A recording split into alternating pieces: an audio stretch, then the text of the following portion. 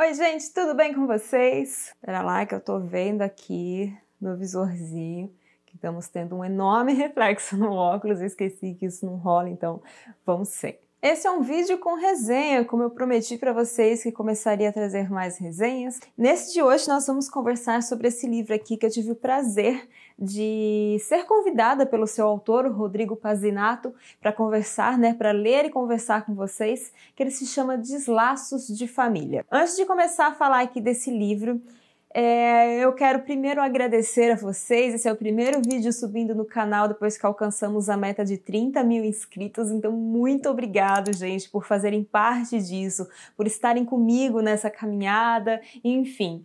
Eu também quero dizer para vocês que a gente continua com o sorteio valendo, tá? Até a data que marcaremos ainda para a live, que provavelmente será no domingo, mas fiquem atentos lá na abinha de comunidade, tá bom? Vai ter presente para o sorteado se ele estiver online na live, então vai ser bem legal. Se você é novo aqui, tá vindo aqui pela primeira vez hoje, você ainda pode participar desse sorteio, tá aqui em cima nos cards, veja lá como é que funciona e aproveita, tá? E óbvio, aproveita e já se inscreve aqui no canal também, já deixa o seu joinha. O seu joinha é tão pouquinho e é tão fundamental para que o canal continue crescendo que vocês não fazem ideia. Esse livro aqui, do Rodrigo Pazinato, que é um autor nacional e é um autor já formado em engenharia florestal, mas que atualmente cursa psicologia, ele nos traz aqui seus 9 contos publicados pela editora Quixote. Os seus contos aqui nesse livro, eles são norteados aí, por um tema em comum, que é a psicopatologização da vida cotidiana.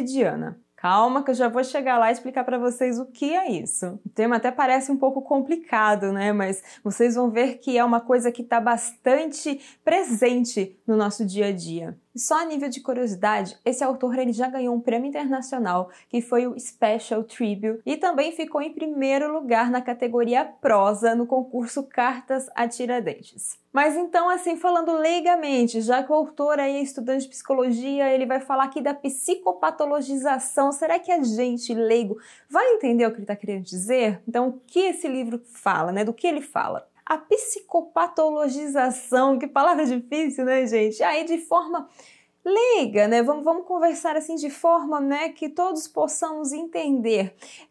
Seria o quê? Seria uma maneira de pegar problemas...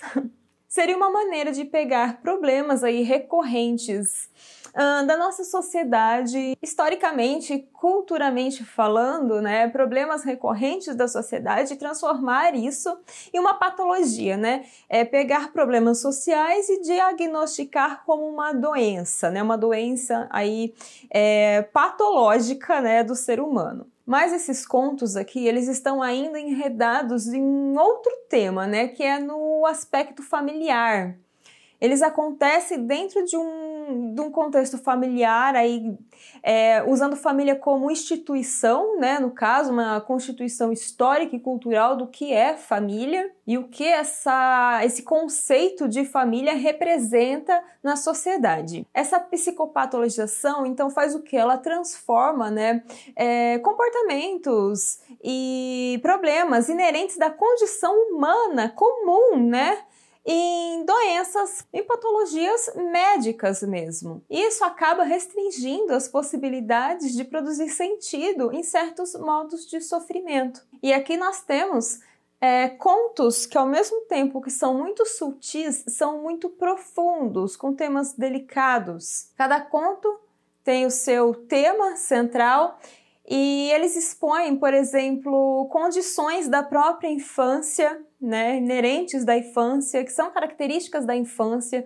mas vistos de olhos clínicos. Outras questões, por exemplo, do reconhecimento de gênero e sexualidade, da questão da formação de caráter, quando aquela criança é exposta a um nível de sobrevivência, pela própria família. Então, o formar desse caráter posto à prova tão cedo. Temos alguns temas abordando solidão, velhice. São problemas sociais gerados nesse conflito de interesse entre classes, gênero, raça, e isso entrelaçado a nossas tarefas cotidianas, muitas vezes que são subordinadas e atreladas a relações de poder, a crenças, que na verdade deveriam, portanto, ser tratadas como questões sociais e não patológicas. Como a gente trata de família aqui num tema central, então a gente pode observar, e é a questão que o autor quer, né, que o leitor exponha, né, que traga aqui na leitura dessas páginas o que ele tem, né, o que é seu, o que é a sua história, o que você entende nessa sociedade, o que você entende quando exposto a esses tipos, né, de situações. Então vai muito da bagagem do leitor, que você reflita e que os contos te toquem. Alguns desses contos, eles tocaram mais fundo em mim. O segundo conto, que é A Menina do Espelho, eu li 2 vezes porque eu senti A Menina do Espelho, eu senti um baque quando eu terminei, e tem até inclusive umas ilustrações aqui muito bonitas. Essas ilustrações são da Marina Gavaldão, muito bonitas ilustrações.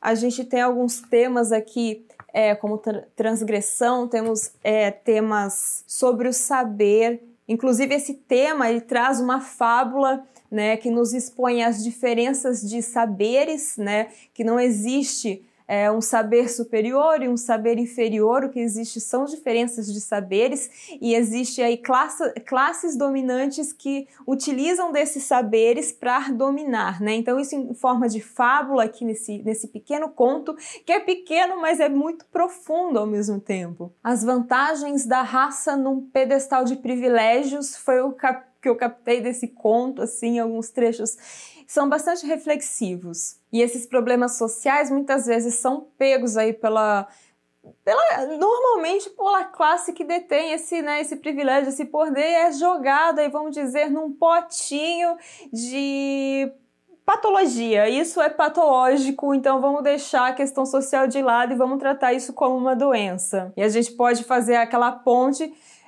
com aquelas pessoas que acreditam que a sexualidade é doença, né? Então existe uma cura para a homossexualidade. Então aí a gente já começa a ver a questão da patologização. Palavrinha difícil. Só para encerrar aqui, eu preciso comentar sobre o último conto desse livro, que ele se chama 2054. Eu achei que faz uma referência, apesar de eu ter lembrado, né, por causa do número do ano de 1984, né? Esse conto me lembrou mais, na verdade, O Alienista, do Machado de Assis. E é como se fosse uma releitura de... não sei se eu posso dizer assim, mas... né, uma inspiração para um alienista atual, nos dias de hoje, contemporâneo. Que o homem, ele ainda deixa se escravizar pela ciência e ele acaba vítima, digamos assim, do seu próprio processo de avaliação, né? Como acontece em Um Alienista. Eu achei muito legal, gente, esse conto, achei o comparativo maravilhoso, e é muito interessante quando a gente pega uma coisa do século passado, de 200 anos atrás, e reescreve e acaba chegando às mesmas conclusões, praticamente. Eu vou finalizar essa resenha só ratificando aqui que talvez pode não ter ficado muito claro o autor. Ele é estudante de psicologia, comprometido aqui então com a sua profissão, né, com o seu ramo, e ele não banaliza o que realmente é patológico, os problemas realmente aí psicológicos. Isso de forma alguma é banalizado aqui. O que a gente fala mesmo são das questões sociais, em que a sociedade tapa os olhos para jogar a culpa aí no que seria mais fácil dizer que é uma doença, né? E na verdade é uma doença social, né? Se você se interessou por esse livro, eu te convido a conhecer um pouco mais da obra, o autor, os links para você adquirir o livro, para que você acesse as redes sociais do autor e da editora que publicou, tá tudo na descrição desse vídeo, tá bom? É uma obra que realmente vale ser lida e eu fiquei muito feliz pela oportunidade que tive de conhecê-lo. E é um prazer enorme poder indicar para vocês aqui. Hoje a gente fica por aqui. Se você ainda não está inscrito aqui nesse canal, se inscreve, não esquece de ativar as notificações e também de participar do sorteio. Corre que tá acabando, tá? Um beijinho, gente, e até mais. Se cuidem, hein?